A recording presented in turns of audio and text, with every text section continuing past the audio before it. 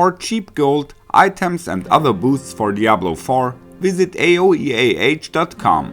Check out the link in the description, you get 3% off with the code ARIAD. Hello and welcome everybody. Recently, new patch notes have been released, and in this video you'll learn everything you need to know before the start of the new Diablo 4 season and the Vessel of Hatred expansion. Unlike previous launches, the season will not start on Tuesday evening in Europe, but already in the night from Monday to Tuesday, specifically at 1 AM on October the 8th. Pre-downloads have been available for a few days to ensure that all players can jump into the game as quickly as possible.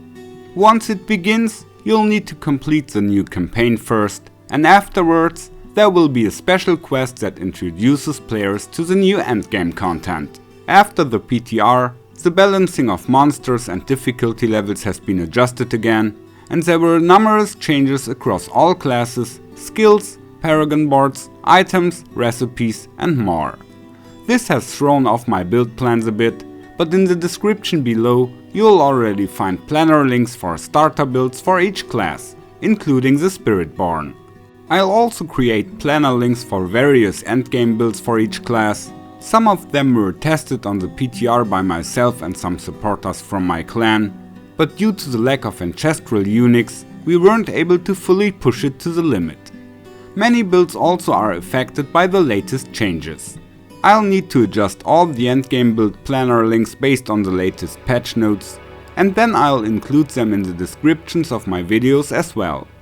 Guide videos will come within the new season, once the builds have been tested under the new circumstances and have been adjusted if necessary. In the first few days, I'll be focusing on crafting some solid builds for the Spiritborn. At least, you'll be able to temper 2 affixes on regular items, which is great because ancestral items will still be much more rare than before. However, each ancestral item will now come with at least 1 greater affix, making it easier to find unique items with stars. The runes also have been reworked, and some even have been removed from the game, so some images of the runes may not longer be accurate. This also applies to my rune guide that's coming out tomorrow, but the basics explained there remain unchanged. Runes will drop from world bosses, but you'll also find them in the reward chest from the Whispering Tree. Additionally, capturing a stronghold for the first time will reward you with some low tier runes. At least the bosses that players defeat within the new campaign will also drop runes. Moving on to the Infernal Hordes, which have been disabled on the PTR. You will no longer be able to craft compasses to open the horde, you will have to farm them. Compasses will drop in torment levels 1 to 4, and the difficulty will no longer be tied to the compass, but rather to the torment level you're playing in. The number of monster waves will vary randomly, and you will always have 4 revives. There are also changes to the rewards.